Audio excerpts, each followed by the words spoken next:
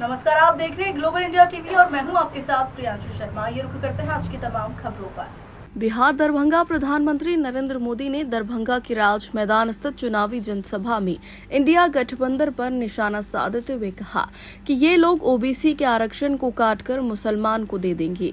इस बात को लेकर एक बार फिर राजनीतिक सरगर्मी बढ़ गई है। मोदी के इस बयान पर ऑल इंडिया मुस्लिम बेदारी कोरवा के राष्ट्रीय अध्यक्ष नजरी आलम ने कहा कि चुनावी सभा में इस तरह के भाषण पर आयोग संज्ञान ले, नहीं तो हम लोग कोर्ट का शरण लेंगे। वहीं नजरी आलम ने कहा कि प्रधानमंत्री के द्वारा मिथिला की धरती पर फिर से नफरत की बयान दिया है, जिसकी हम घोर निंदा करते हैं। उन्होंने कहा कि मुसलमान को आरक्षण छीन कर लेगी। उन्होंने कहा है कि कांग्रेस और राजद दोनों एक ही पार्टी की हैं और इन लोगों का मिशन है कि SC, ST और OBC का आरक्षण छीन कर मुसलमान को देंगी। कहीं न कहीं प्रधानमंत्री की यह भाषा एक समुदाय के खिलाफ नफरत को दर्शाता है। मोदी जी के द्वारा आज मिथिला की धरती पर फिर से नफरती बयान दिया गया है, जिसकी हम घोर निंदा करते हैं। उन्होंने कहा कि मुसलमानों को आरक्षण छीन करके देगी कांग्रेस और राजद, ये दोनों एक ही पार्टी है और इन लोगों का जो मिशन है वो SC, ST, OBC का आरक्षण छीन करके मुसलमानों को देंगे।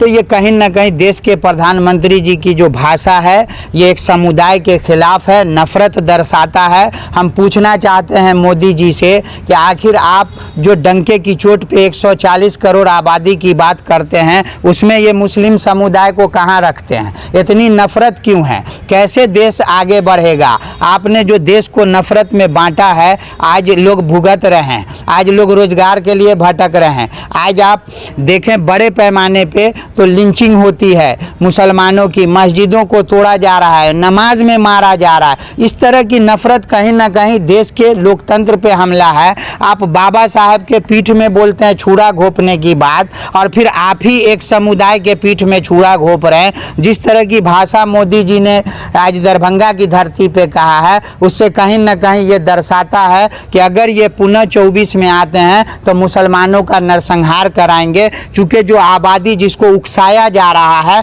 इलेक्शन कमीशन का दुर्भाग्य है कि अब तक संज्ञान नहीं लिया, इस पर मुकदमा होना चाहिए। ये हेट स्पीच एक समुदाय के खिलाफ बिल्कुल इलेक्शन कमीशन कहीं ना कहीं जो है सो पक्षपात कर रहा है। इसकी हम घोर निंदा करते हैं और हम इलेक्शन कमीशन से भी कहते हैं कि ये नफरती भाषण एक समुदाय के खिलाफ देश के प्रधानमंत्री जी के द्वारा दिया जाता है। इस पर अविलंब संज्ञान लिया जाए, मुकदमा किया जाए। अगर इलेक्शन कमीशन इस पर संज्ञान नहीं लेता है तो हमारी जो संगठन है मुस्लिम बेदारी कारवां, हम इसकी जानिब से हेट स्पीच जो देश के प्रधानमंत्री ने मुसलमानों के खिलाफ दिया, हम उनके खिलाफ मुकदमा करेंगे और ये नफरती भाषण से देश की जनता को भी कहेंगे कि आप नहीं भटके मुद्दा से। अभी देश रोजगार मांग रहा है, नौजवान रोजगार मांग रहा है, 1100 रुपये सिलेंडर है, पेट्रोल महंगा है। ये मुद्दा से भटक के मोदी जी को कहीं ना कहीं मुझे ऐसा लगता है कि उनको लग गया है कि 24 में कुर्सी खतरे में है।